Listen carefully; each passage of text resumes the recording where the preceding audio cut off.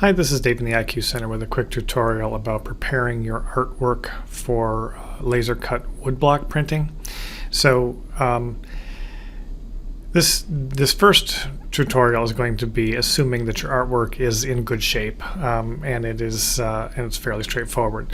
As an example, I have this drawing you see on the screen here, mostly black and white with very large areas of black and white, but not too much fine detail and no grayscale. I'll do another one of these for artwork that's more difficult with grayscale after this, but this is for the basic process for fairly straightforward artwork. This is a sample that we used in class actually, and I'm going to walk through how to do this.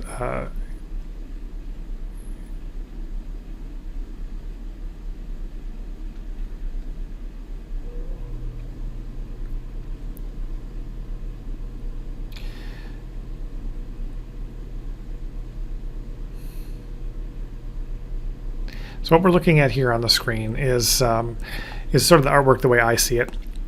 It is like a photograph of the art, and if I zoom in, you'll see that it's got some imperfections. There are some underdrawing and pencil lines here, and when we scan it, we can get rid of some of that stuff. And I'm going to show you how to do that. I don't have the scanner hooked up to this computer, but I did some screenshots so I can show you how to run the basic settings of most scanners. Over here in Illustrator, I've got some screen grabs from my scanner at home. This is just a regular cheap consumer scanner that's part of a multifunction printer, and so this is the main screen of the scanner. I have put the artwork on the glass and hit preview, and you get a preview image. And then you can make some adjustments. This is the image type is either going to be black and white or grayscale, and the resolution you want to end up with 600 dpi at your final size. So if your image is approximately the size of the woodblock you're printing, then just choose 600 dpi. The image format should be PNG or TIFF. We want to end up with a JPEG, but in scanner software, there isn't really an option for adjusting the quality of the JPEG, so we're just going to choose an image that doesn't have any compression. So I chose PNG here. There is an advanced tab on this scanner, and that looks like this right here. Under the advanced settings, this is where you're going to up the contrast and brightness to eliminate some of those small grayscale details. What we want to end up with here is something that's got only black and white, or mostly black and white. We can do some adjustment in Photoshop. So then when we've got it set up the way we like, it's looking good, we can hit scan, and then we find that PNG file and open it in Photoshop. So in Photoshop, here's our original, and here's the scan. And you can see it's quite different, much more contrast. But there are still some issues. And in Photoshop, there are ways to fix this up. If it didn't scan perfectly, there are a couple things we can do. One thing is to adjust the levels. So if I were to scan something that looked like this, I could go up to Image, Adjustment, and select Levels. And then I can pull in these levels to make this black and white. And basically what this is saying is take all these pixels that are gray and everything below this level of gray, make it black, and then this side over here on the right, I'm saying everything to the right of this, all these pixels that are close to white but not quite white, make them all white. And that will help us in our when we go to print. This is sort of the same thing that we're going to do in the scanner, but you can do this in Photoshop as well.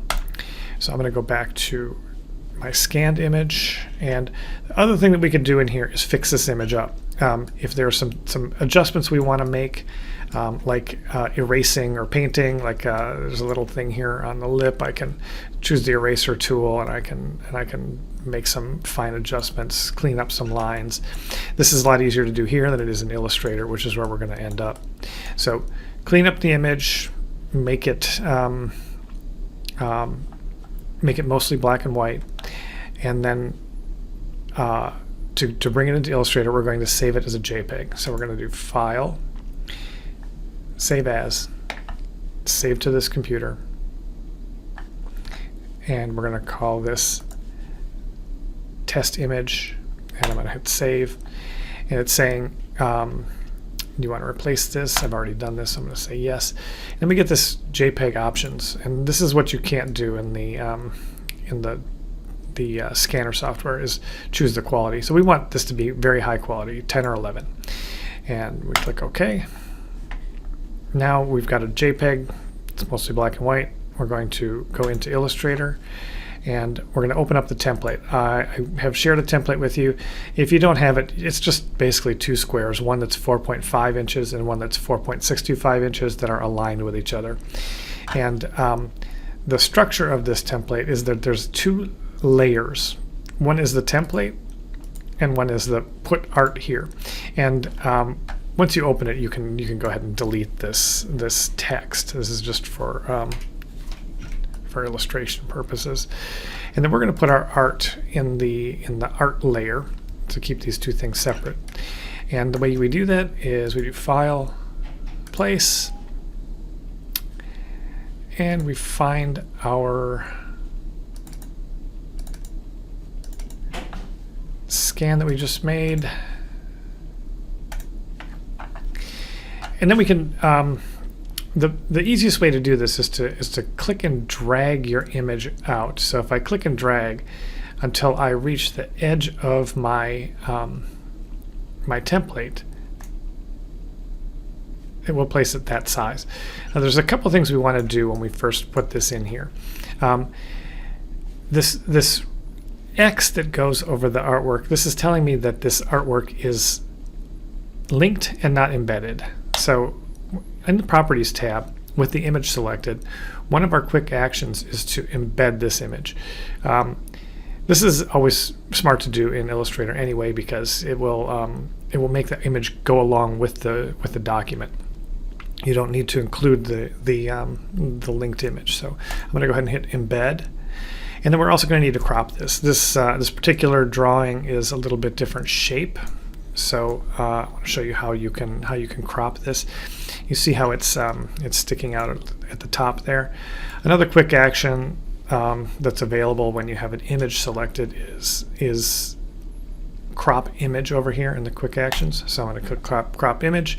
I'm going to use this middle slider. I can pull down, and it doesn't actually crop the image when I pull it down. It lets me do some adjustment. When I'm happy with where my crop line is, you see this turn gray at the top here, I hit the Enter key on the keyboard, and then that disappears. So now we've got our image cropped, and this is important here, that it is the image runs to the bleed line. It runs past, so the red line is where the edge of our wood block is going to be, but it's difficult to line it up exactly. So we need the artwork to extend past the block and into this, what we call the bleed line. That will help us out when we cut this. Okay, so that is there. This will actually laser cut okay, but there are some issues with the image. So if I zoom in on here, you can see if I zoom in really far, there are still lots of little tiny black and white elements in this, and the laser cutter is going to try to cut these individual pixels, and it doesn't do a great job at that. So there's a thing we can do to make this smoother and cleaner edge, and that is to trace the image. Before we trace it, there's one thing that I know we made this into a JPEG in Illustrator, but we need to make sure it's grayscale for the next step. So I'm going to go up to Edit Colors, and I'm going to go Convert to Grayscale. I have found that even if I make this a grayscale image in Photoshop, sometimes it reverts to a black and white image in Illustrator. So we need to go Edit Colors, Convert to Grayscale. This is going to help us out in a future step. So just make sure that's done. All right, now I'm going to select the image and choose Image Trace from our quick actions. So whenever I have an image selected, one of my options is Image Trace. And then that brings up some presets. And I have found for this type of artwork that the sketched art preset works well. So I'm going to choose I'm going to choose sketched art, and it's saying it may proceed slowly, but that's not true. I can just hit OK, and it will happen pretty quickly. Now we've got our traced image. If I zoom in here, you'll see that now we've no longer got pixels, but we've got vectors, and that's what tracing does. It converts a raster-based image to vectors. And to adjust the settings here, we need to open our panel, our image trace panel, and that's this little icon next to in the image trace area of the properties panel.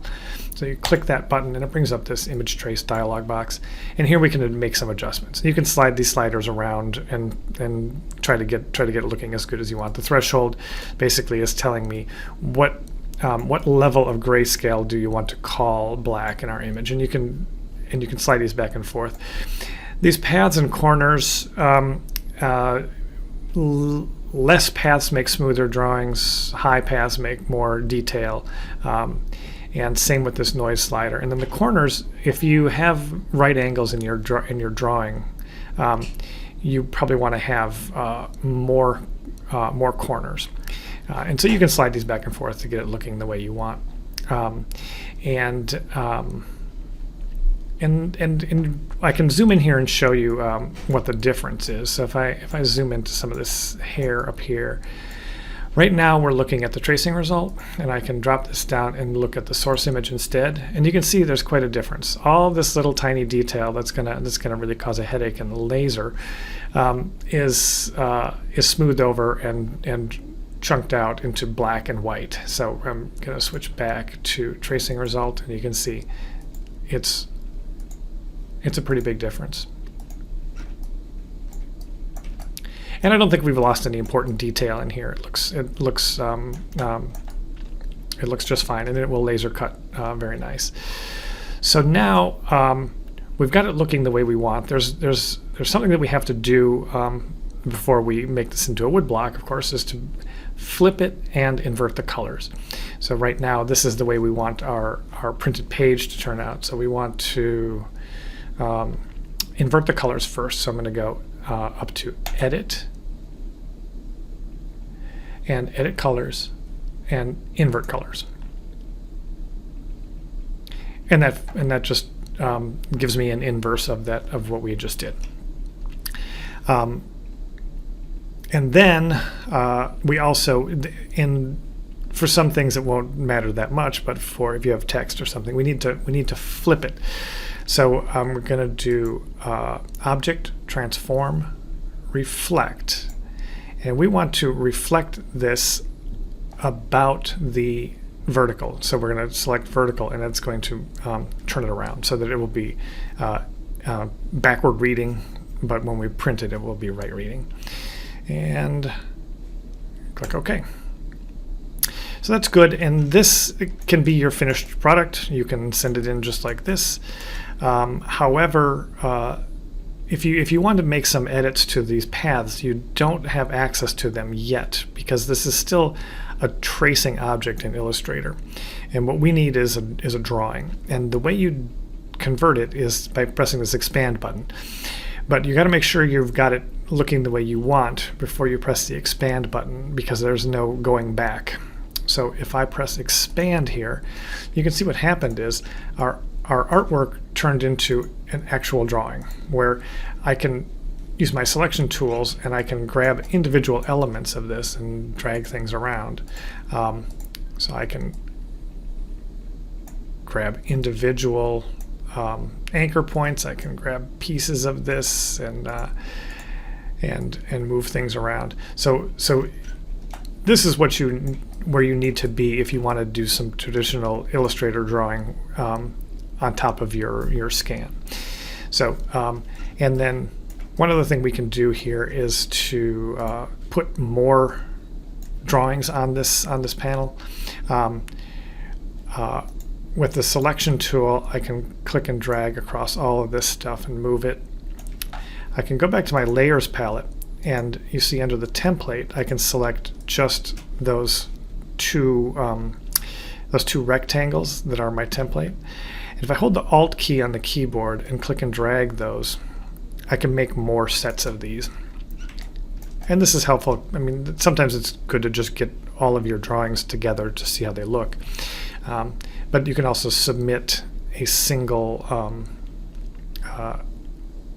drawing or a single Illustrator file that has all 5 panels, if that's, or you can submit them separately. But this is this will help me actually. And the size of this artboard is 12 by 24. That's the size of the laser cutter, the size that we have available on a laser cutter. So I think that's it for our simple option. I will also create a screencast about what to do with things that have more grayscale or more detail on them, and that should be coming soon. Thank you for watching.